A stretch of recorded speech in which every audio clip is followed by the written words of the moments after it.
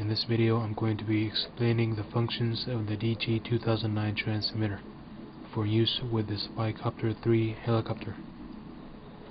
Now I'm going to try to make this very simple, basic to understand, and here we go.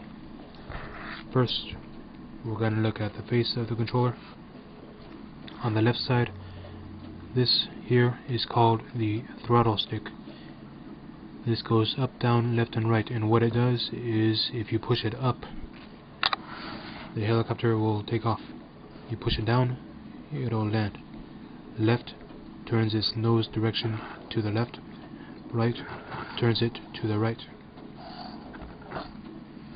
Now your initial setting for this throttle stick here should be all the way down. This is before you turn the controller on.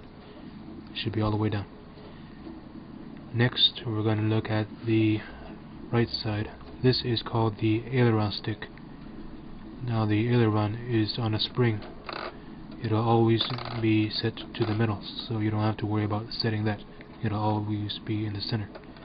What this does is, if you push it up, the helicopter will move forward, down moves it back, left moves it to the left, right moves it to the right.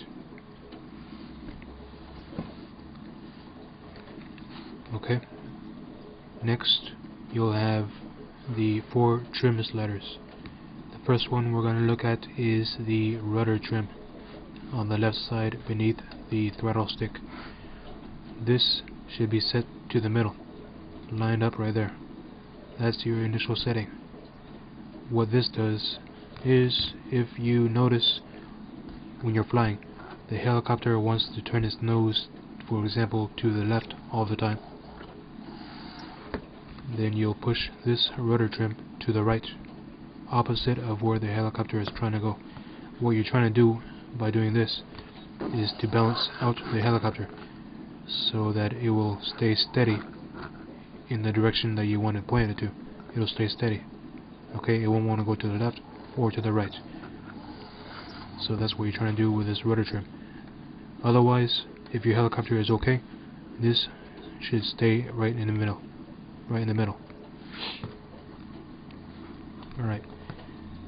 What we're looking at next is the elevator trims. There are 2 of them. One on the left, one on the right. The one on the left is not used and should be always set to the bottom. Always in the down position and should not be changed at any other time. It's not used. Just keep it on the bottom. That's all you have to do with that one. On the right side, this right elevator trim here, it should be set to the middle, lined up right here with this little notch. Now what this elevator trim does is, if when you're flying you notice your helicopter wanting to go forward all the time, then you would pull this trim down. If you notice it going back all the time, then you'll push it up. Okay, and that'll balance out your helicopter, so eventually you'll have it in a steady hovering position. It might want to go forward and backward, but that's where you come in with controlling the aileron stick here. Okay, the helicopter will not fly itself. You have to always coordinate both hands to make sure you're controlling the helicopter. These trims are just to help you keep the helicopter at a basically steady, so that you can fly it and you know where it's going. Alright. Okay. Next we're looking at the aileron trim. This is directly below the aileron stick, and your initial setting for this should be to have it lined up with a stick right in the middle. Now what this does, it goes left and right.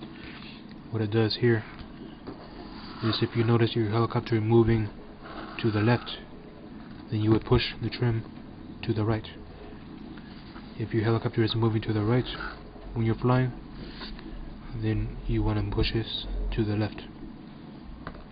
So after doing all of these trims, your helicopter, when you're flying it and when you're taking it off, it should be relatively stable in the air. It should be able to hover. Okay, but still, you still have to have both hands, both thumbs on the controls. You have to control the helicopter. These trims are just to help you keep it stable. so that you are able to fly it where you want to go. Alright, it will not fly itself. And those are the functions of the sticks and the trims on the face of this transmitter. You'll have the on-off switch and the power indicator light right here. It also indicates the signal when you're first starting up the helicopter. It'll flash and then it'll go solid. But that's going to be explained in another part of the instruction. So that's the face of the controller, the DG2009, and your initial settings. I'll go through that again. Throttle stick is all the way down. Rudder trim is directly in the center. Elevator trim on the left is all the way down. Elevator trim on the right is directly in the center, lined up. The aileron stick is always going to be in the middle, and the aileron trim is going to be set to the middle. So these are your initial settings before you turn the controller on. If any of these happen to be out of their positions, then you might have a problem where the helicopter will not respond when you're first trying to start it up, or it will start and then it will just stop. The rotors won't spin. So if you don't have these, it's very important that you do have these in their positions before you start up. You can change it after, but when you first fly it, when you first start it up, you need to have these settings right. Okay, moving on.